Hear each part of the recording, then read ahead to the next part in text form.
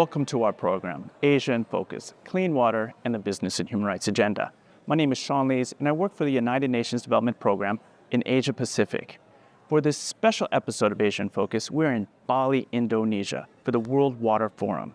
Here, UNDP, in partnership with the European Union, will launch its new reports on clean water and the Business and Human Rights Agenda, and its new toolkit, the Human Rights and Environmental Due Diligence Clean Water Self-Assessment. I'm also joined by my colleagues, Sagita Adesiwi and Sheila Yuan. Thank you, Sean. The World Water Forum is the largest international gathering in the water sector. This year, we have more than 20,000 participants, representing more than 115 countries. UNDP Indonesia is very proud to be part of this event. As you know, Sean, the government has made a great progress in restoring the health of Citarum River, but we need business to actively join us in this action.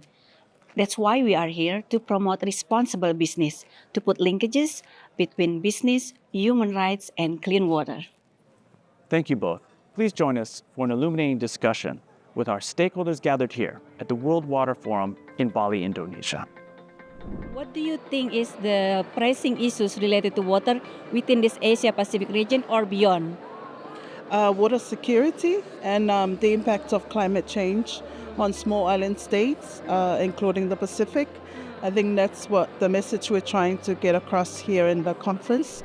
Because I'm working in the water treatment, and here we have a lot of different countries with different issues about the water. So it's really interesting for me to see how each country deals with this different problem. Welcome back to this show. I'm joined now by Norimasa Shimomura, the UNDP Indonesia resident representative. Thank you for being here today. Thank you for having me.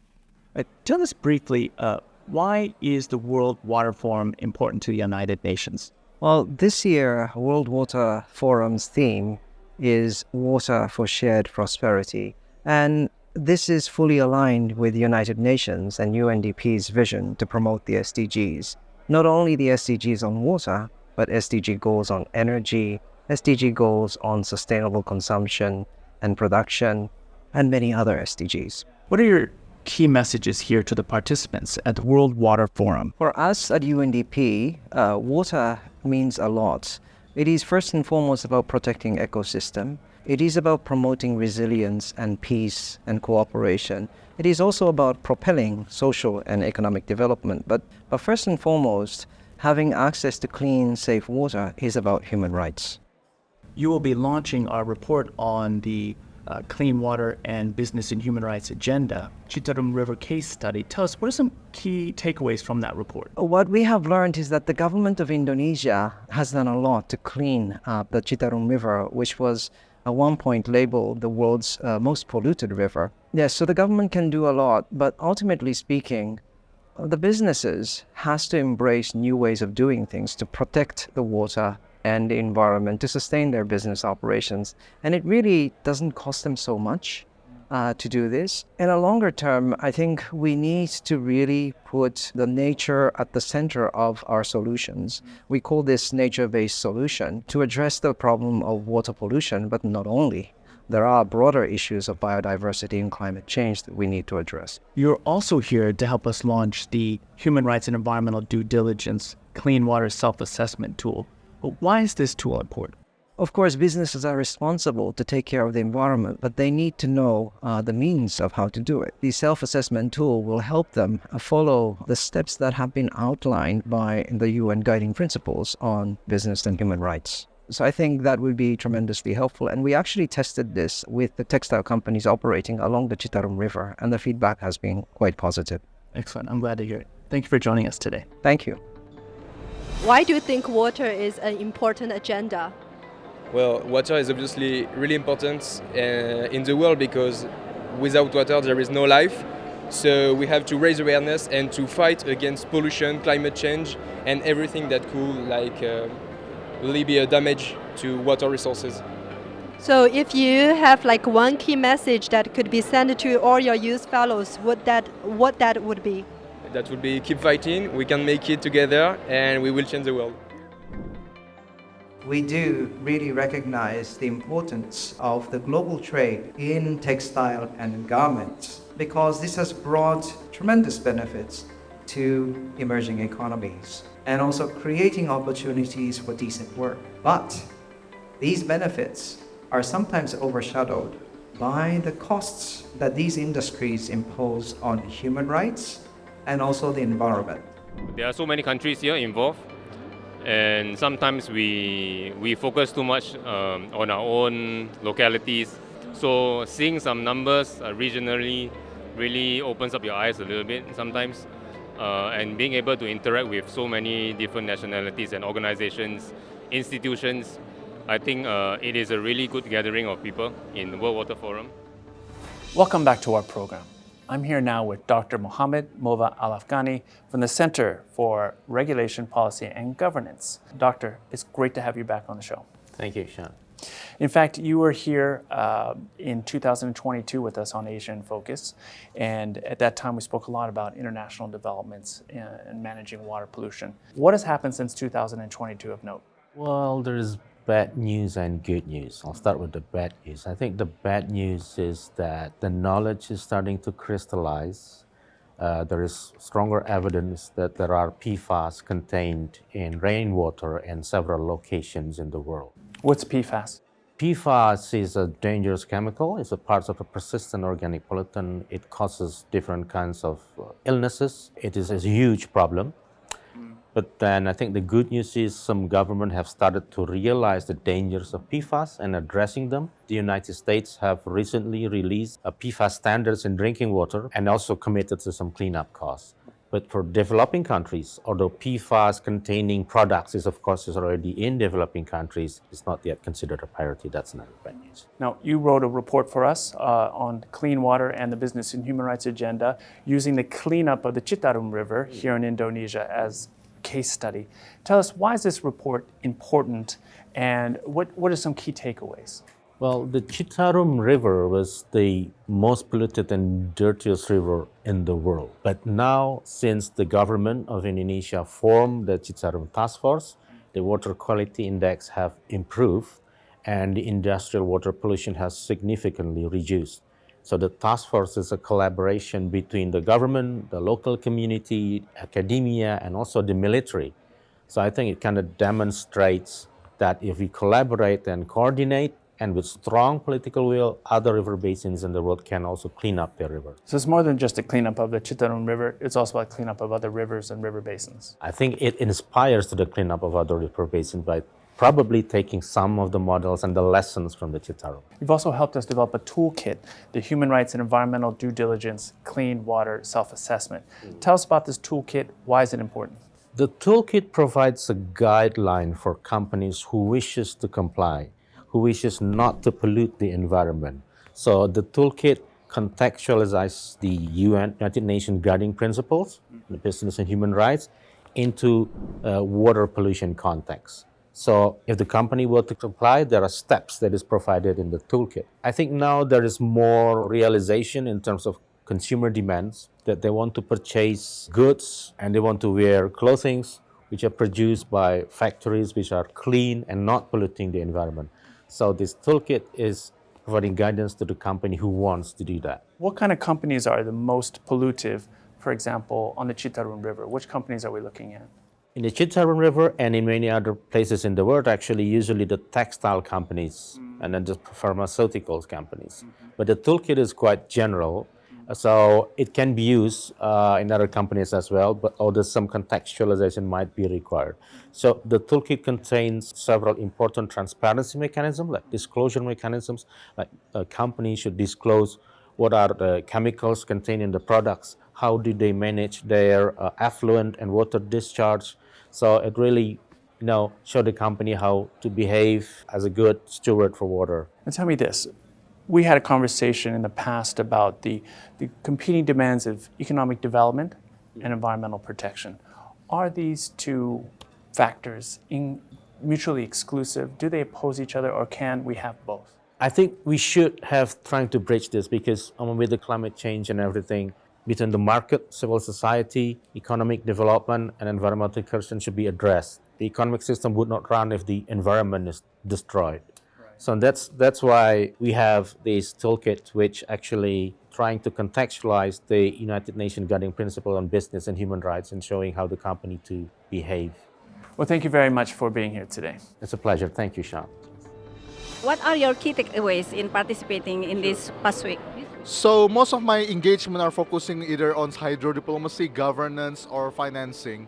Well, my first key takeaways is that this water governance issue need not only top-down but also bottom-up approaches because it involves the society. And second of all, it is important that we realize a much more people-centered water and sanitation system that meet the needs of the people itself. And the third one, I believe it is very important for all of us to collaborate together as this is a very multi-stakeholder issue, so no one cannot be left behind as what I think we have endeavored in achieving SDGs itself. Microplastics, this one, were found in the Citarum River, and at the same time, our utilities are unable to treat these microplastics. Mercury and persistent organic pollutants were found in the fish and rice products, affecting the right to food and the right to livelihood. Chromium-6, which are known to increase cancer risk, cause tumor and delay skeletal development, were found in wells near Citarum River. Like, what's the biggest challenge in terms of address the access to clean water in the region from your perspective? I think the population growth and urbanization means that the goalpost changes very fast, so we need to keep up with that pace of development. For me, that's one of the key challenge, and therefore we need to deploy resources at a pace that can keep up with this urbanization. Welcome back to our show. I am joined now by Henriette from the EU delegation to Indonesia and to ASEAN. Welcome. Thank you. Henriette, there are a lot of different environmental priorities right now. Where does water pollution fit among the pantheon of compelling issues? Yeah, I mean, it's a good question. We have many priorities, of course, but water is really a very, very crucial thing for us. It is the thing that binds together everything, as we know. It is relevant for all the crises that the world is facing. It's relevant for the pollution crisis, as you mentioned, but it's also relevant for the climate crisis and for the biodiversity crisis. So that's why we really need to make sure that water has a very prominent place on the political agenda. Yeah. Tell me, what is the European Union's messages, key messages here to this global audience assembled for the World Water Forum? So we are really trying to emphasize how water is important in all its aspects. So the link to biodiversity, the link to pollution, the link to climate change. We have announced that we are joining the Freshwater Challenge that has been launched here in Bali. We have been communicating on all our different priorities. As you know, we have the Water Framework Directive in the European Union that we have been implementing now for more than 20 years. So we have a really good and comprehensive water policy framework that we're trying to see how we can bring that to the usefulness for all our colleagues. So another thing that's being talked a lot about here in Asia is the Corporate Sustainability Due Diligence Directive. Tell us, what will this CSDDD, as they call it, coming out of the European Union, mean for water pollution in places like Asia?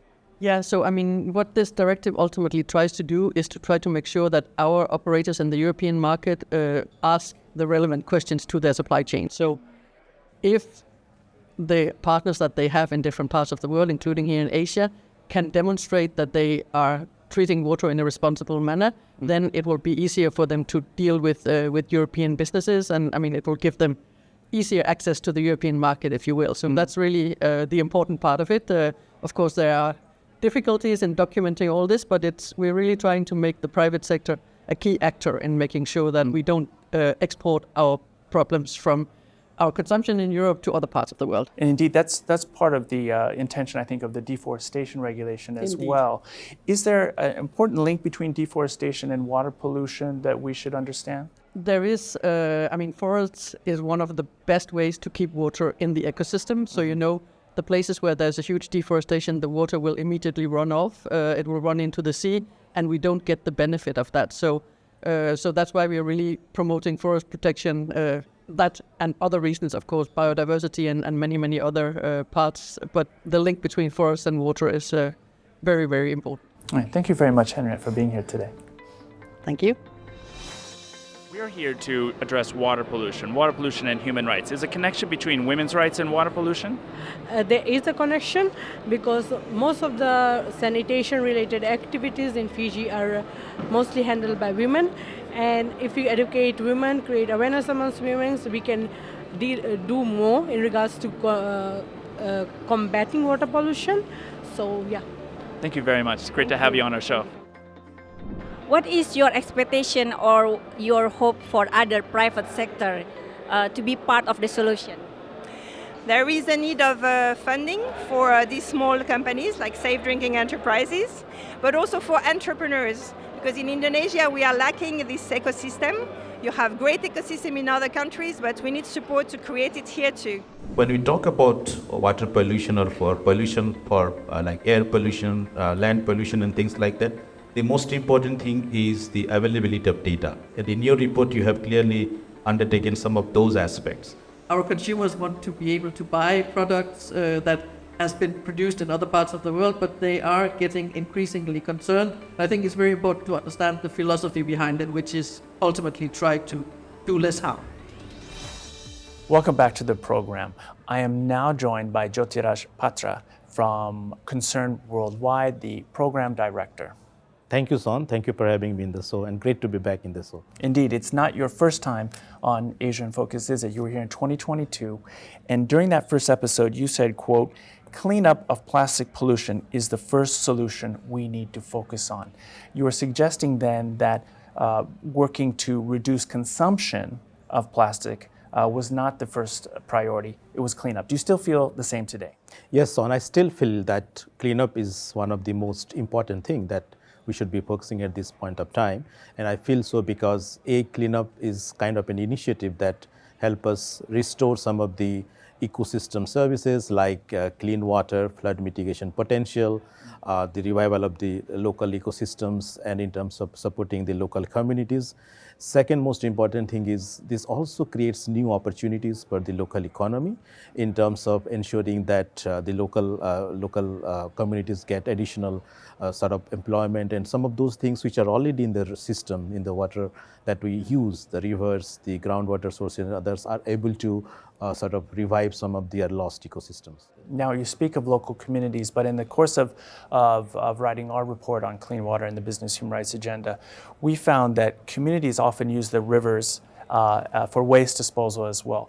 How do we bring not just business, but also local communities to the table to create solutions? Yeah, thanks, Sean. I think that's a very important question in terms of how do you make it the cleanup as kind of a whole of society approach.